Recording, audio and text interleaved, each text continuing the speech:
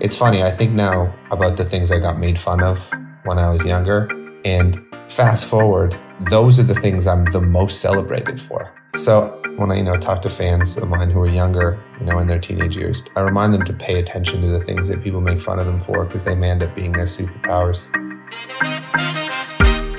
Hey, what's up, y'all? It's me here, Michael Franti, and welcome to this week's edition of the Stay Human podcast. I am super excited for our guest, and we also just wanted to give a big shout out before we get started to Gibson Guitars, the mighty Gibson Guitars, for sponsoring the show. And our guest today is a Grammy Award nominated singer-songwriter and multi-instrumentalist, best known for his unmatched songwriting and melodic harmonies. You may be familiar with his 3-time platinum, certified, and Grammy-nominated track for Song of the Year titled If the World Was Ending, featuring Julia Michaels, as well as Line by Line, featuring Maren Morris. And you may have even seen his Here's Hopin performance with John Mayer earlier this summer on The Late Show with Stephen Colbert. He's amassed over 1.6 billion with a B total streams. He's received 2 iHeart Award nominations, and he won the award for Breakthrough Artist of the Year at the JUNO Awards this past year, where he received 5 nominations in total. Please welcome to the podcast, the mighty JP Saxe. How you doing, JP? I'm doing great. It's not often I get to enter a situation with that kind of an introduction. How does that feel for you? You're I would say you're a relatively young artist, and to have done that paragraph of things in a short span of time, how does that feel for you? It feels very strange, Michael, because most of it has happened while we've been locked in our homes. Wow. And it's an interesting emotional experience to attempt to fully internalize your dreams coming true when they're mostly happening in a very digital form. In a virtual world. You don't you fantasize about things like being at the Grammys or performing on the VMAs, but then it happens and you're either in a very secluded little box and you're sharing a wall with your heroes, but you don't actually see them, or you're sitting in the same apartment you lived in when you were 21 and broke, having someone tell you you've won something on Zoom. Yeah. Now, not to say that I'm not grateful for all these things happening. It's just finding ways to make it feel real is a blessed challenge, and something that I consider when I hear you say things like that introduction.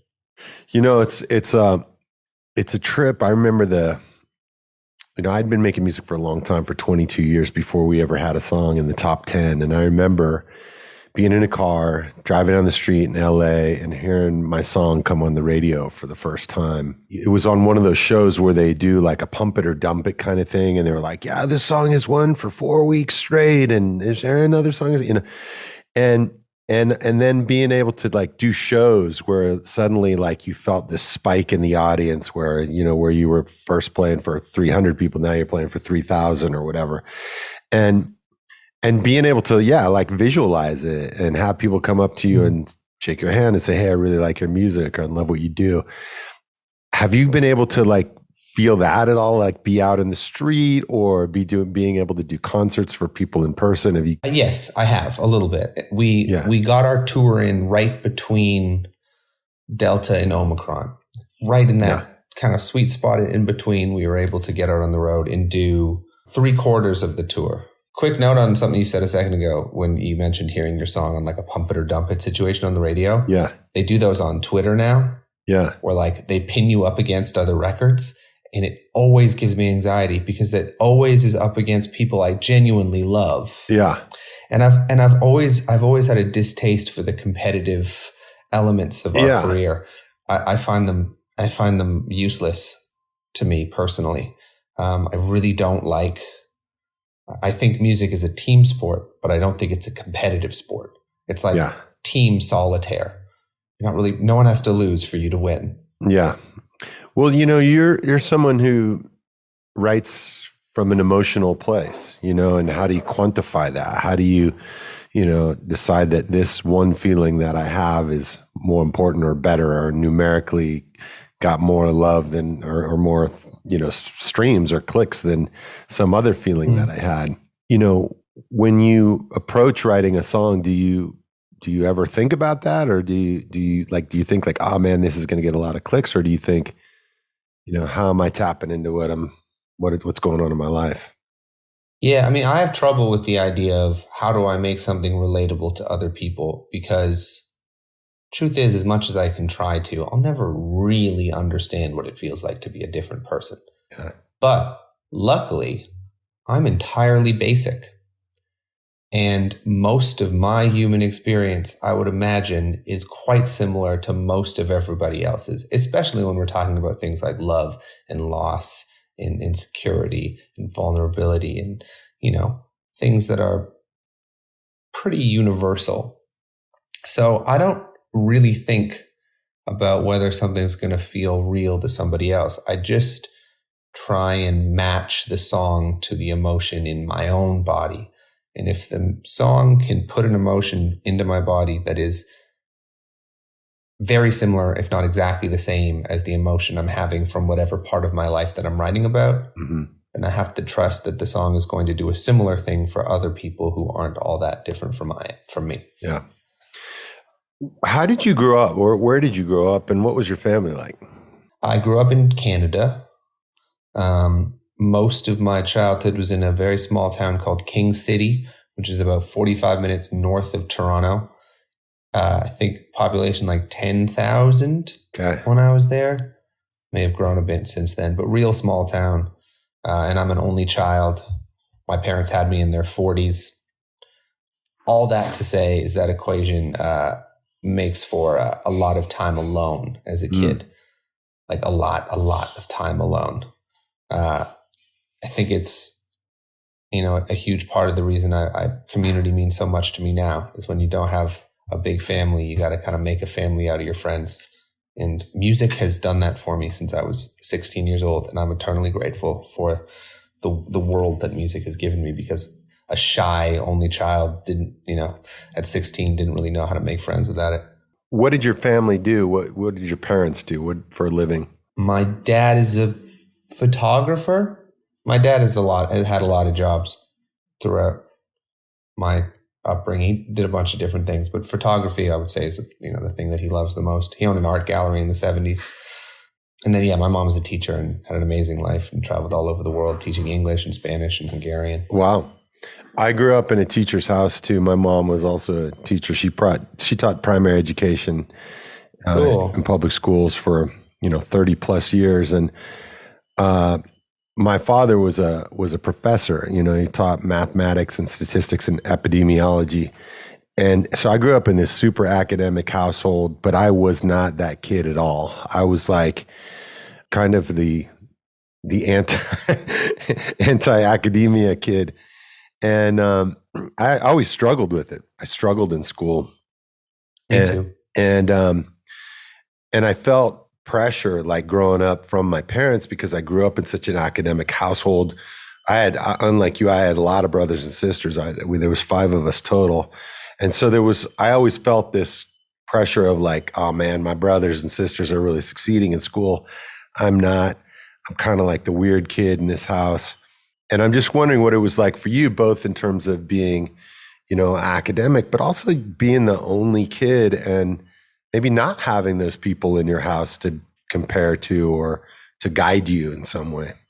Yeah, I definitely was bad at school. I was not good at any class, really. Yeah. The whole structure of school never really worked for me. I have 3 first cousins from my dad's brother's kids, and all 3 of them brilliant academics. Like my cousin Rebecca is now, if I get this wrong, she will kill me. I'm going to say she's the dean of the neuroscience department at MIT. Okay. That just sounds like academic. That sounds like every degree stacked up. Just impressive. And then her younger sister, my other cousin Shoshana, is a professor at the University of Toronto.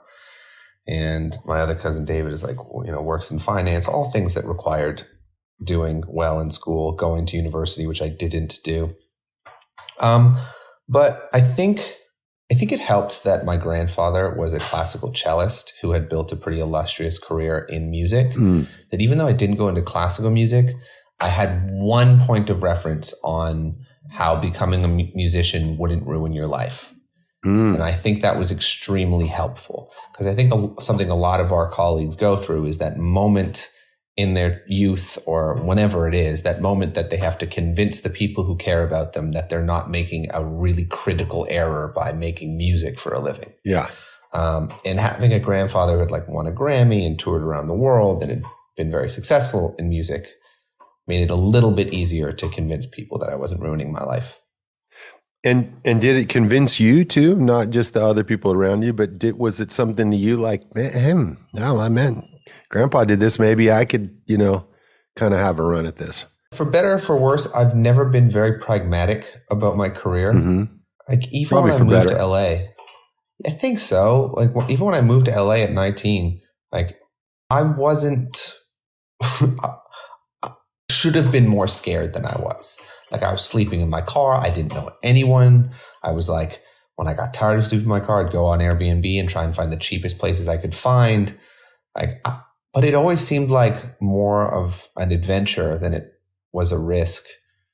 And I was lucky, like I got to go into studios pretty early and like start making music. But then the first batch of music I made, I never put out. So I lost my entire team after the first year and a half because I didn't want to put out the music. But I was more afraid of putting out the wrong, like I'd gone all this way to make music. Why would I put out songs I didn't madly love? Yeah. And I'm grateful I didn't, because, 4 years later, I put out my first single and it's still a song that I love. Yeah. When you were a kid, like a teenager, and you're coming up, what was the hardest thing for you? What were the greatest challenges? When you think like 13, 14, 12, that age? The biggest challenge is 13, 14. I feel bad speaking at all ill of my mom because she passed a couple years ago. But she was an alcoholic, which was hard. Growing up with an alcoholic parent comes with some unique challenges. I didn't really identify that there were parts of my life and parts of my emotional experience of the world that were informed by having a parent who struggled with alcoholism until I went to an Al-Anon meeting and met all of these other children of alcoholics who were struggling with like the same, difficulties in relationships, difficulties in friendships, difficulties with themselves that I was. It was a very odd realization. So that was, I would say, the main thing. I can totally relate to that, JP, because I'm also an adult child of an alcoholic and have been in those same rooms. And I had that same experience when I was 13, 14 years old. I knew that my dad drank a lot, and a lot more than anybody else whose parents I knew. But I didn't really know that he was an alcoholic. And it wasn't until I was 17 and we had this big blowout one night, and I ran away from home, and I came back and I ran actually to a friend of mine's father's house who had brought me to one ACA meeting when I was probably like 16 years old, something like that. And he's like, I just want you to go check this out. I think you might like resonate with some of the messaging in here. And if it ever comes up in your life, then just let me know. And so luckily I had this like one person who stepped into my life, and then we did an intervention for my father. And he actually did quit drinking, but a few months later I moved out of the house. So I didn't really know him as a sober man. But it does affect who you are, and like you said, your relationships, the way you relate to the world, the way you're coded, I guess, in a certain way to live in that kind of crazy, And it took me many, many years of therapy and Al-Anon meetings and ACA meetings, and to kind of just begin to get my head around the ways that it affected me. And music for me was one of the positive channels. Like I think of all the things in my life that weren't so positive, and Yeah. that came out of that.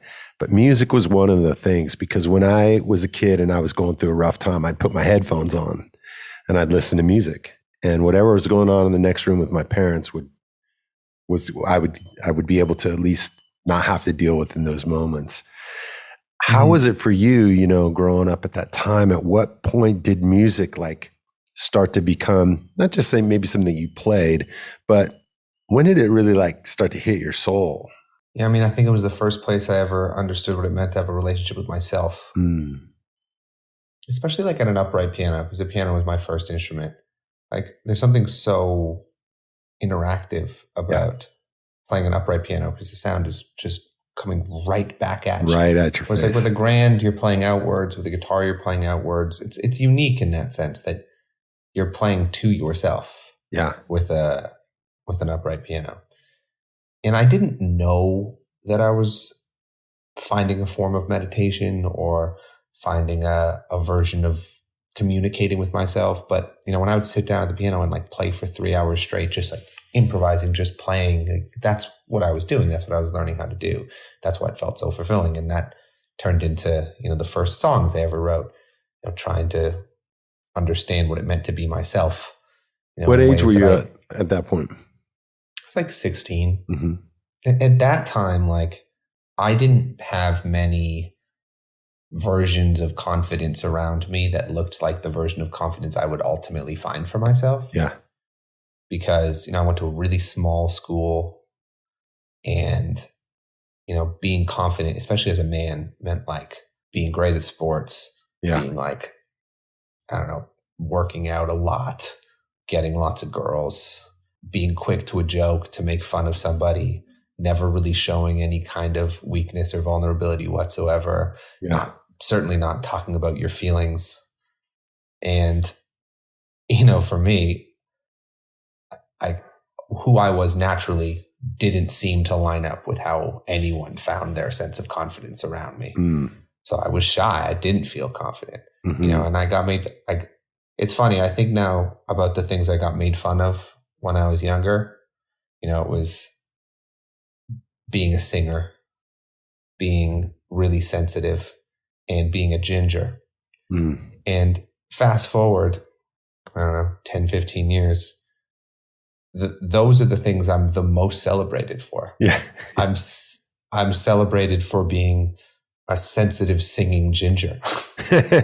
And I remind, when I, talk to fans of mine who are younger, in their teenage years, I remind them to pay attention to the things that people make fun of them for, because they may end up being their superpowers. Yeah. They end up being your superpower. I think that, especially when you get picked on or singled out or teased or something as a kid for those things, or at least for me, I had to think about them a lot, because I was like, I was adopted, and I was one of two brown kids in a white family. And every day of my life, I was aware of being different, and it led me to have this. I was talking about this with Matt Carney the other day, like this heightened sense of justice, like that you've got to be, that people who are different should be spoken up for and should be stood up for, and that there was virtue in fighting for people to be able to just be themselves. And do you feel that calling in your music? Like you just described, going and maybe talking with younger fans or something like that, but do you feel that calling in your music, like it's part of your mission to the world to be a voice for acceptance? I mean, short answer, yes. I think there are kind of two tiers of where, us as musicians can contribute in some non-harmful way. Yeah. I think that the simplest way is just, if you make art that allows people to look a little bit more comfortably at the parts of themselves that scare them, I think that does an intangible good for people as individuals. I also really believe that the closer we feel to ourselves, the closer we feel to others.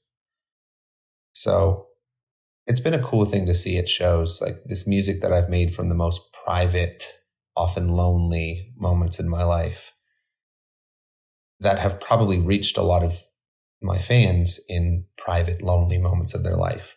But then they show up to the show and they're with 1,500 other people who have had a similar moment who they're now feeling that connection with. I mean, I don't need to tell you what that feels like. Yeah. Like it's pretty miraculously fulfilling, and a nice little metaphor for how connected we are to one another, even in our most lonely moments. Yeah. And then on top of that, kind of like the tier 2 of where I think we as musicians get to contribute is people care about what we have to say. Like I'm on your podcast because I've made some songs, and people are going to listen to us talking. And I think with people listening to you ramble on about things, there's a little bit of a responsibility to make sure you ramble on about something of value to someone else, other than, just here's what I have to say about my life. And so I think a lot of my favorite musicians and a lot of the careers of people who I want to emulate always find a way to not just move people with their music, but also, take ownership of the responsibility that people are listening to what they're saying and they can say something that helps people beyond the art. I want to pick up a little bit on what you said about being 19 and going to LA. Can you fill in a little of the blanks there from, like, you're in school, you're in high school. Did you have bands? Did you start making music, or when did it really catch fire for you? Catch fire? I mean, honestly, probably last year. Oh, I mean, I mean more inside of you, like in my heart. Yeah. Like I'm driven to do this. So I graduated. I guess I just turned 18, graduated high school.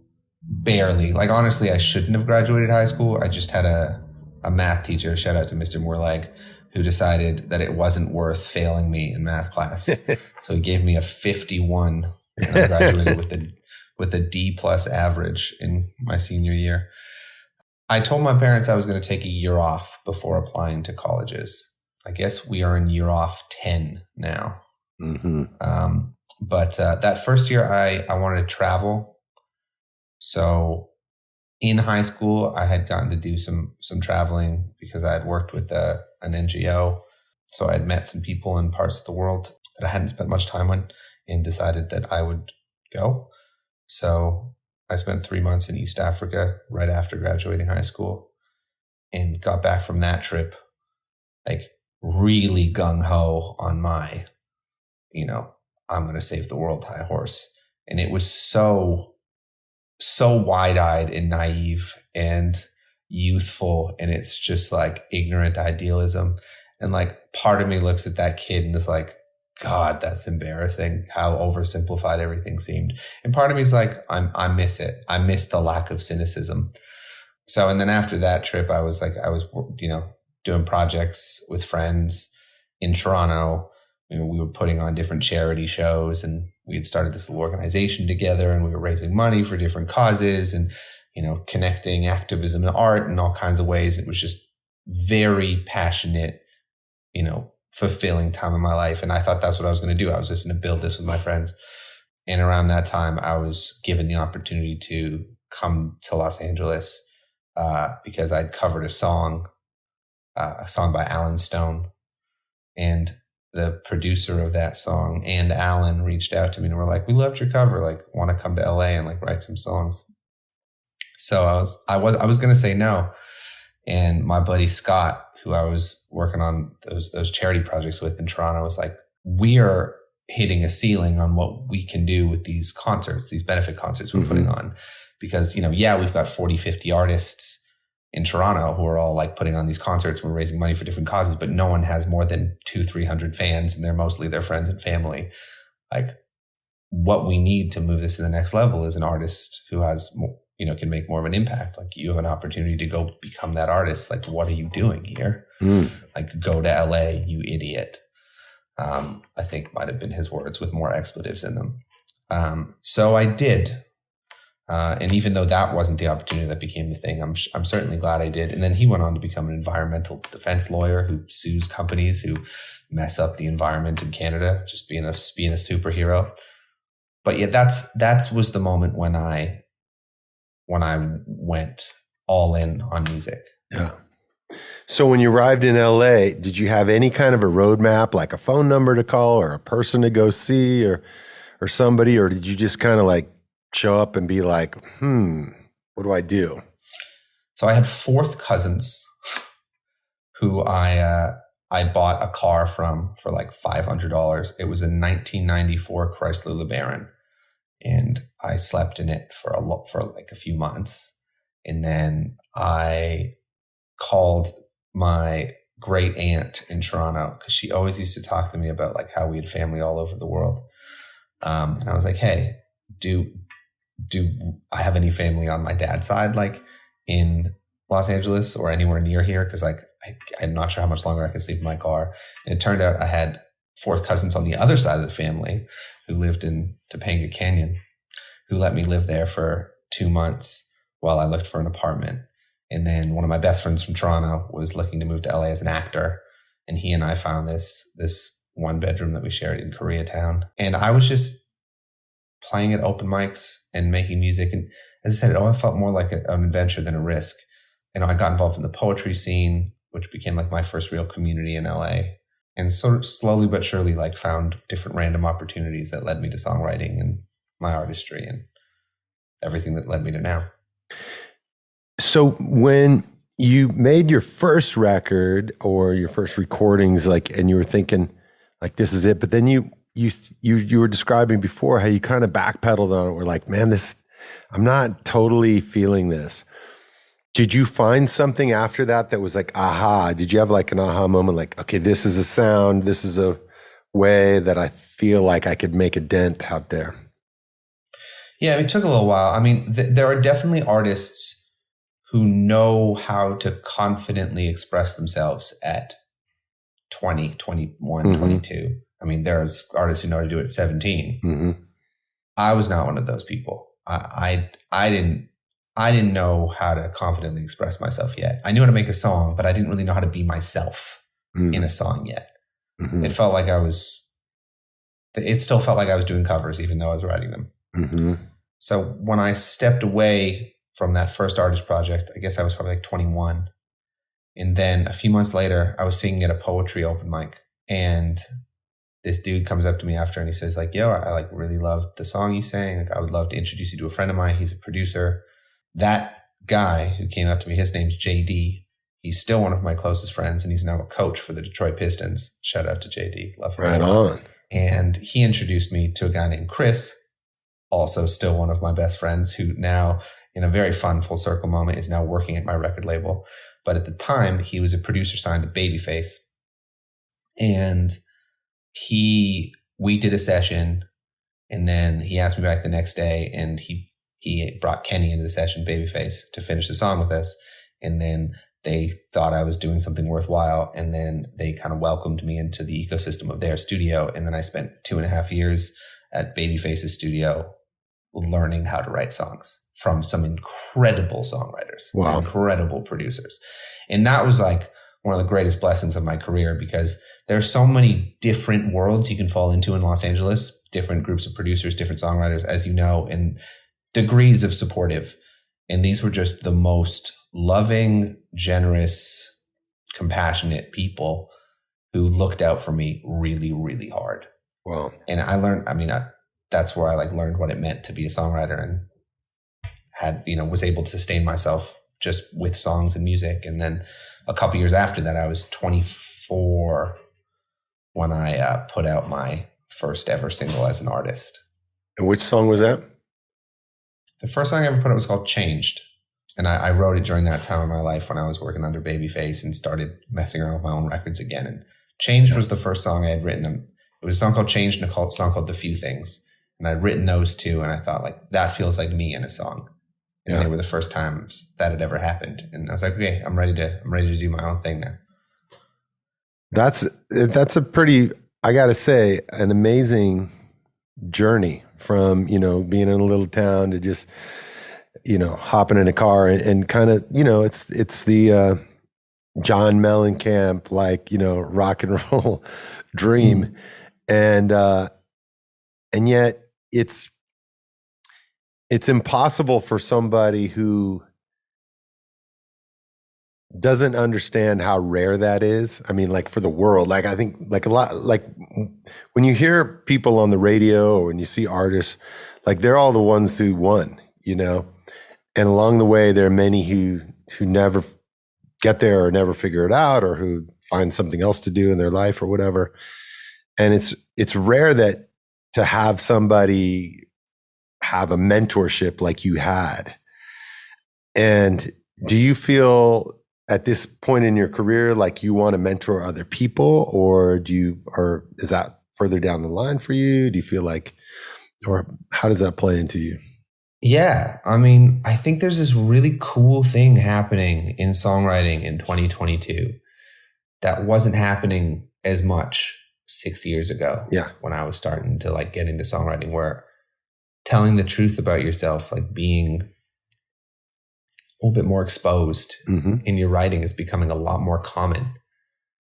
I think it's awesome. I think it's really awesome. I think awesome there's like, too. I lean optimistic, and I think the ways that music is getting discovered is getting so much wider that and people are responding to it, and like people are like, you know, craving people being honest in their art. And I mean, man, I've heard so many dope songwriters, like even on TikTok or posting on Instagram over the last like year. It's wild. Yeah. Like, you know, in the same ways that I would go to, you know, open mics, which is, I lived at open mics when I first got to LA, like everyone I could possibly find. And I feel like, you know, pandemic has made that impossible. So people have turned to TikTok and social media for like their open mic. Now, I hope that ultimately we'll get back to more of a hybrid version of these things, and because it's hard to build a community when you're only singing in your bedroom. But at the same time, like, I think we've kind of democratized the way people can find music, and absolutely, that's exciting. And I'm stoked to see like all those, like the bedroom singer-songwriter world start existing in the real world. Yeah. Like, I think, you know, when that starts to happen, you know, the world opens up, like the people showing up at these open mics are going to be really good. Oh yeah, absolutely. Like I'm going to one tonight because I mean, I still love being in that environment. I still love Are you going to go to watch, or are you going to go to get up? I'm just going to go to watch.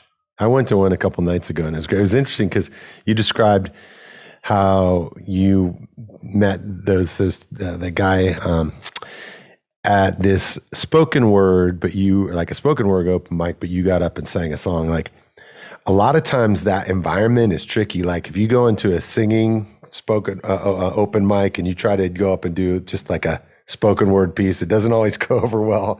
And if you go to a spoken word open mic and you get up there with your guitar, sometimes people roll their eyes like, oh no, he's cheating. But there's always like this rawness and this vulnerability. And that fear factor of like, am I going to totally bomb? Am I going to forget the song, or am I going to like, and I grew up also coming up through open mics and putting on open mic events. And I love the power of it. I'm actually going to be doing, performing at one in a couple weeks here. And I'm already getting nervous about it, you know, which is, feels good to me after, 30 years of making music. And, what you described about the authenticity that writers are sharing, what people are putting out in their voice.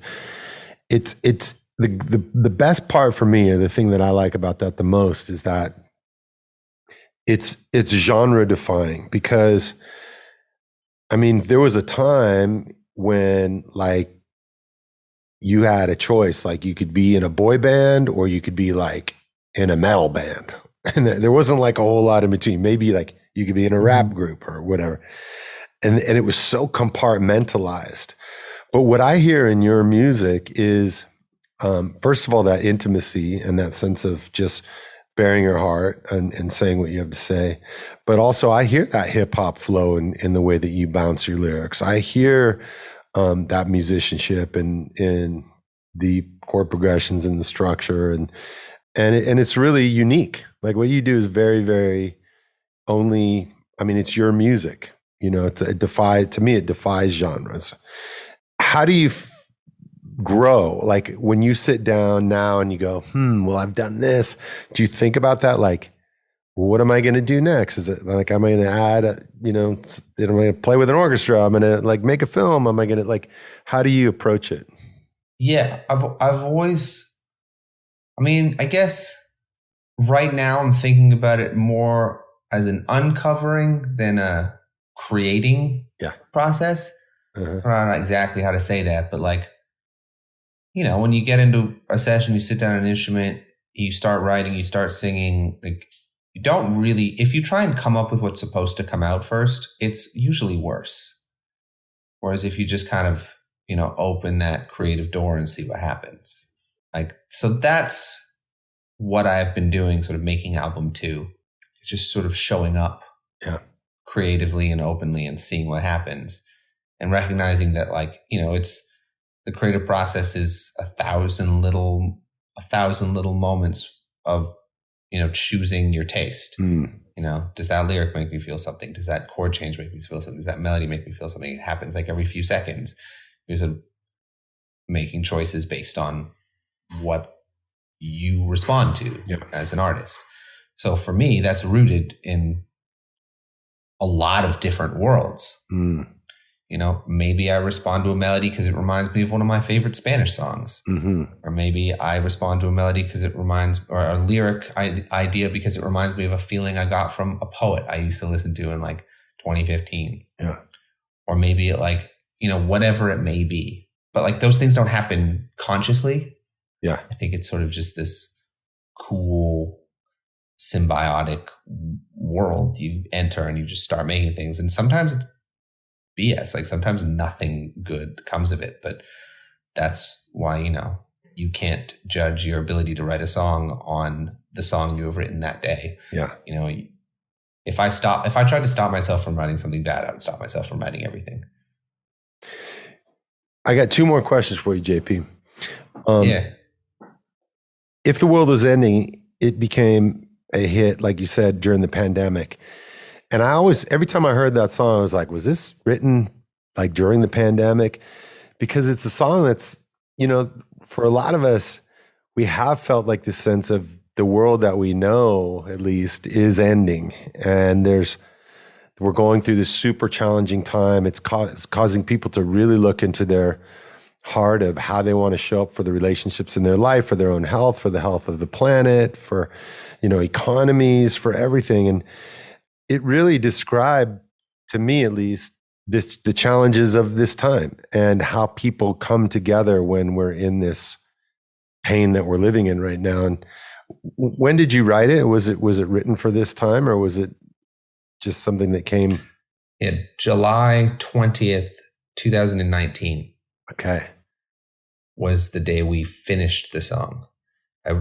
So I met Julie Michaels July 20th, 2019. We wrote the song in its current form on that day. So what is that? Like a good 9 months. I'm bad at math. 8 months? 8 months before we had heard anything about COVID. That song was written. And then it came out. The song was released in October of 2019. So still a good 5 months pre-pandemic. But the idea for the song I actually wrote in the summer of 2018 because I had written the lyric, "If the world was ending, you'd come over right," for a different song called 4:30 in Toronto, which is actually the first song on my album. And originally that lyric, "If the world was ending, you'd come over right," was in that song, but it didn't quite fit. Like I liked the idea, but the emotion of the verse of that song in a pre-chorus that now doesn't exist anywhere, it didn't quite emotionally land the way I wanted it to, but I knew I liked both parts. So that "If the world was ending, you come over right" line just sat in my journal for a year. And then the week before I met Julia, there was an earthquake in Los Angeles, which reminded me of the lyric. It reminded me of this "If the world was ending, you'd come over right" lyric. And I said, you know what? I'm going to save this for my Julia session because I'm obsessed with her songwriting. I think this could be a cool idea. I'm going to bring it to her. And then we wrote it. But, I've heard from a lot of people that there's this curiosity about like, did we do it on purpose? And I have a couple of thoughts on that. One, we forget it felt like the world was ending in 2019 also. Yeah. things were rather complicated before COVID as well. But also, it was a good example to me of, when you just try and tell the truth about what it feels like to be yourself, sometimes you access something more real than you could ever imagine. And I think that's sort of what we did with this song. Because really, it was just the original thought is, what would it take? What catastrophe is required for us to just put aside every reason why we shouldn't see each other? Yeah. It was a hypothetical, and then fast forward 9 months and it doesn't feel like a hypothetical, which obviously we had no idea that could happen. But it was an interesting day when Julie and I realized that the song was about to mean something else. Yeah. Well, it's a really beautiful lyric, the way that you phrased it, because there's a lot of ways that you could say it, but you put it in a question, but it's also, if the world was ending, you'd come over, right? It's a question, but it's also like, I kind of know you'd come over, and I hope you'd come over. I think you'd come over, but would you, My favorite lyric in the song is this. It's the second right. If the world was ending, you'd come over, right? Right. Yeah. That's my favorite part of it. That I love that it's too. It's not often we get that much context into one word. Yeah. But that second right, I feel like there's so much character in it that's people ask me my favorite lyric I've ever written. It's so good. Semi-jokingly say it's that one word in that moment of the song. So good. So good. My final question is a question I ask everybody who comes on the podcast, which is, what does it mean to you to be human, and how do you stay human? I guess it means accepting that I don't entirely know. And as long as I'm approaching figuring it out with a sense of wonder and compassion, everything will be the way it's supposed to be. Awesome. JP, man. Thank you so much for having me. It's been awesome to just talk to you in here, because I love your music. And, in the last week, anticipating you've been on here, I've been able to do a deep dive and listen to a whole bunch of it. And I'm just really excited for the future of what you bring, the vulnerability in which you do it, the flow, the bounce of your lyrics is unique. And I always, whenever your music comes on the radio, it's always like a fresh air, it's like a fresh breath that comes on. So thanks for being part of this time that we're in, and adding something that's really important in people's lives. And I look forward to hearing what's next. Are you going to be out on tour this year? Can folks come out and see you? I will be on tour in June, and a little bit throughout the summer, and then a little bit in the fall. So starting in June, there'll be a bunch of opportunities for people to come see the show. So go see JP Saxe, and if you're not familiar with all his music, go and do a deep dive on it. You won't be disappointed. There's so much great stuff there. So on behalf of Gibson Guitars and everybody around the world who's listening today, thanks for being on the show, JP. Thank you so much for having me, Mike. I really appreciate it.